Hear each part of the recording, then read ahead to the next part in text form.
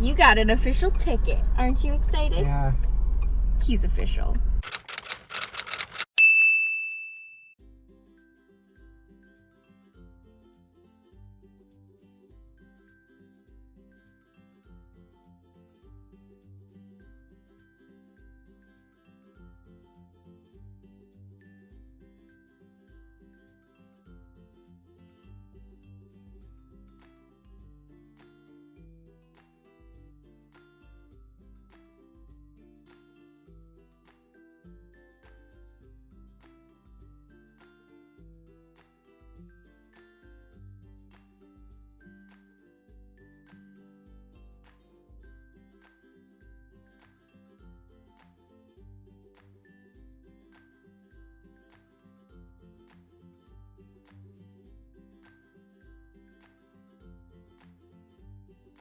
Tell me why it took you so goddamn long to pick a parking spot.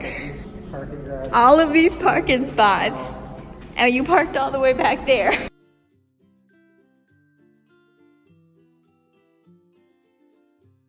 do you do when you're here 2.5 hours early?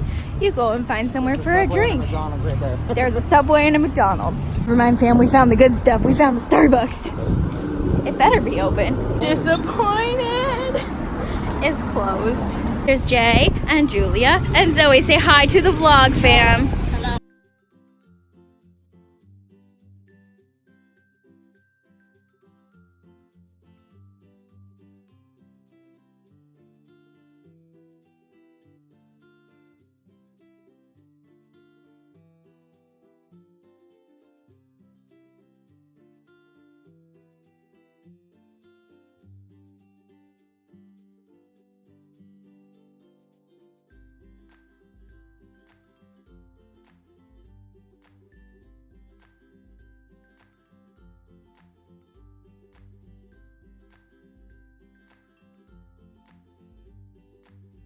Not so nervous, but super grateful to be here with you all and to talk about this book, which is very dear to my heart.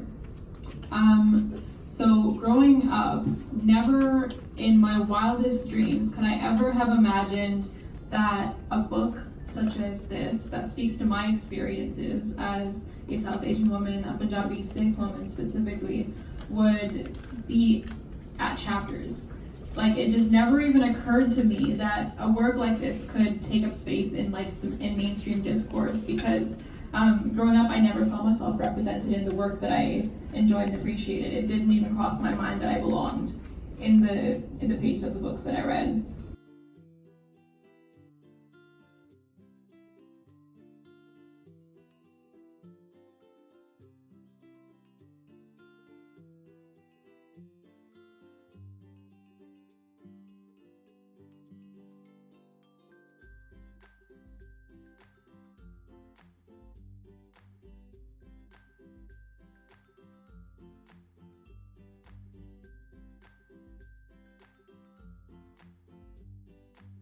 That elevator is terrible. Don't tell me that it goes 100 kilometers per hour. I'll lose my shit. It goes pretty quick. The one at the CN Tower is bad enough. So what did you think of your second ever Frenzy present? Fun. It was fun. I was playing bingo and I won. And I got a book that I already had, so I traded it. Actually, I gave it away to someone who needed it. But I got my goodie bag and the books in his. So I'm gonna haul them later and I'm excited. Okay, so this is the parking lot. We're going at 10 kilometers an hour. 10 kilometers an hour. And we're getting dizzy because it just goes in circles round and round until you get to the top. It's bad. Oh, look it, we found land. Land ho!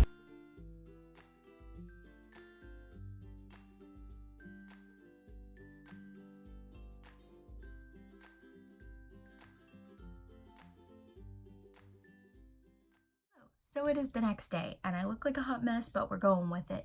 I am going to show you what I got in the haul. What I've done is I've pulled all of the books out, which are here, and I've pulled out the little things that I've got. So to start, this is the bag that they came in. It's new. 9 times out of 10, we get those black fabric bags that say Frenzy on them, and they're really cute, and I have like 6 of them now. So now we have this one, which is awesome. I love the pattern. It's an Epic Reads bag, and it has the quote here that looks like it's backwards to you, so I'm gonna turn it this way. That's better. No shelf control, which is me. I won Frenzy Bingo. This is the bingo card that I won with. And I ended up getting a copy of a book, and they had it all wrapped up, and it was like a surprise book. However, I already had the book, and the book was Like a Love Story by, I can't remember their name. I have read it, I have loved it, but I didn't need a physical copy, like a hardcover. I could have kept it, but I know that I have my ARC, and my ARC is going to be well loved and reread. And I was like, you know what? I feel like I can either trade this one or give it away. So I ended up giving it away to someone at Frenzy who wanted it and didn't have anything to trade. And I was just like, here. In each of the swag bags, there were a couple of different things. So in this one, the one that I've emptied, there is a little notebook that says Daily Doodles. There's also another little notebook that I love, which says Great Ideas I'll Get to Eventually. And it's just, again, another little notebook with a sticker on the back. I do have multiple of these books in different covers because they were something that Tyler won't use that I will. Then there was this bookmark, which is beautiful. And it says, a room without books is like a body without a soul. And it's metal, which is really cool. I'm kind of afraid that it'll poke my pages a little bit, and I'm like hesitant to use it, but I'm actually excited to use it as well. This wooden bookmark, which is something from Owl Crate that they had from Ink and Wonder, and it is from Aristotle and Dante Discover the Secrets of the Universe, and it says Summer was a book of hope, which I think I already have this bookmark, but I mean, I'm not going to give it away because I love me some bookmarks. I have a whole cup there full of them. This mystery pack, which I already knew what it was because I got one of these at BookCon. It is a 3 Dark Crowns enamel pen. Now, where's the one that I got from BookCon? Like I said, I already got one of these at BookCon, and I ended up getting this floral crown, which I also have like an actual decal up on my wall of. When I got this, I was kind of hopeful that I was gonna get a different one, and I did. I got whatever that is supposed to be. Pointy, fiery, scary crown. Then we got a little packet of David's tea. I know there are 2 packets of tea in here. One is like raspberry cream pie, and the other one is like a pineapple crazy whatever. And then there's also a free tea card in here, so gonna use that. There's also this fan, which I don't know how to open yet. Hold on. Oh, it's pretty. Oh, I haven't opened it yet, so I didn't know what it looked like. But yeah, this is what it looks like, and I don't know if you can see it very well. But it says, you deserve to be here, you deserve to exist, you deserve to take up space in this world of men. And it is from The Lady's Guide to Petticoats and Piracy by Mackenzie Lee. It's also from Owl Crate. It is a Pride and Prejudice headband. But I got to meet the author yesterday, and she signed the book for me. And that is When You Ask Me Where I'm Going by Jasmine Carr. And this is a combination of in-verse poems as well as a short story that she has written. It's one of her favorite illustrations that she did in the book. I'm trying to find, I just saw it. I'm trying to find it, but it is now my favorite that she wrote. And it is this page right here. It is the houses down here that she drew, and there's a little girl sitting on the moon. And I'm gonna read it because it's so pretty. Of course they're drawn to your magic. You soar far above their heads like Peter Pan, but that doesn't mean you need to be refuge for all these lost boys. I love it. And it's now one of my faves. I was so excited to meet her. We actually talked about my writing, of all things. One of the books that we didn't hear about, but I did get a copy of that is coming out in September, is The Survival List by Courtney Shenmel. And this is about a girl who is dealing with the loss of her sister Tally, who committed suicide. And then Tally has left behind a list of random places and names for Sloane to go and find all of these things, the way that Tally lives on. And she also leaves the phone number of a boy named Adam. Now she has to go on this survival list hunt to find out all of the information that Tally wanted to leave behind for her, including family secrets that have been hiding for years. Memory Thief by Lauren Mansi. This is basically a fantasy that is coming out October 1st.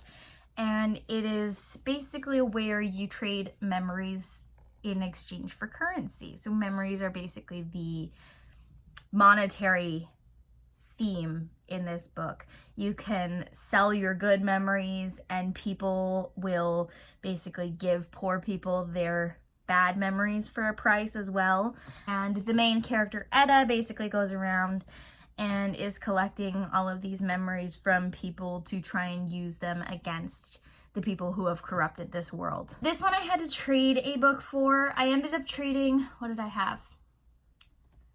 I had a book I didn't really want, so I traded that with someone else for the Garth Nix book that we talked about that I also didn't want. And then I was like, does anybody want this Garth Nix book? This is the book that I'm looking for.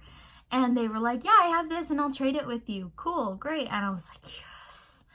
And that is Break in Case of Emergency by Brian Francis. Now this is a book about a girl whose mother just died and her father comes back into town. And then she finds out that not only is her father gay, her father is also a world-renowned drag queen. And it's basically her life following all of this and how she has to come to terms and deal. How and the Why by Cynthia Hand. Now, I've heard of Cynthia Hand's books before, but I've never read any. So this one, I remember them describing as something for people who liked Far From the Tree. And Far From the Tree was one of my favorite books of last year or the year before, and also part of the inspiration for the story that I've just finished writing and editing the first draft of, which is exciting. This is about a character who finds out she's adopted, and once she turns 18, her mother was part of a program where they could write letters to their child that they gave up for adoption, and they get to read those letters. The child gets to read those letters when they turn 18.